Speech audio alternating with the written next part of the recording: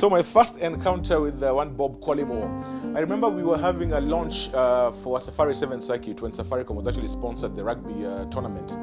And I was the MC then, so it was at Kasarani. And I remember calling Bob Collymore on stage, telling him, yeah, the CEO of Safaricom, come on stage. And I was actually holding these miniature rugby balls in my hands. And the first poke at me that he ever had, he came up and I was like, Larry, for such a big guy, I did not know you had such small balls. And that was the first time that we had our encounter with Bob. And of course, over the course of the years, every single time I was emceeing an event and he was there, he would always poke fun at me. That became like his signature joke every single time, the small balls joke. Thereafter, over time, we got to become quite close friends. And one time Nairobi Horns actually were performing at the Michael Joseph Center. And, he invited me at the back. We were sitting at the back and he's like, Larry, one day I'd just love to go and perform in front of many people with my saxophone. That's the instrument of choice. He actually had some saxophones at home. And we made a pact. And we actually decided, listen, let's give ourselves like 4 months. Within 4 months, we have time enough to get a saxophone and at least play one tune. And that's how it started. So over time, 6 months later, 8 months later, the challenge grew. And I think 2 Christmases ago, actually, he called me. He's like, Larry, what are you doing? Come over. Let's jam.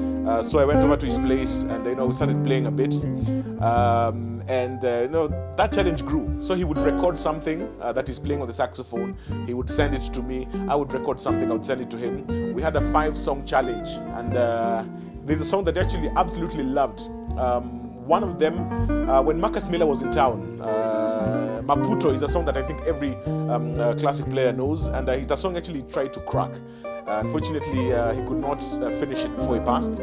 So at least I owe him that much. It was a challenge to see who was going to finish the song before the other. So I think I owe him that much. I must learn Maputo, even if I'm a hobbyist saxophonist.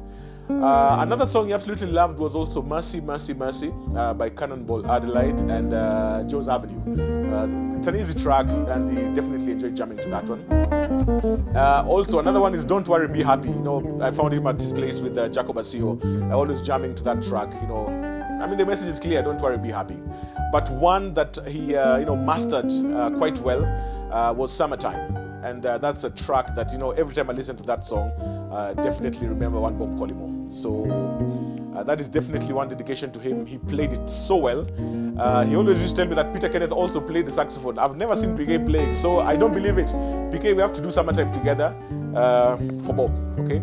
So, the memories are many. I could speak, for hours on end, but he would absolutely hate it if anybody was going to speak more than 2 minutes. So, let's just play Summertime.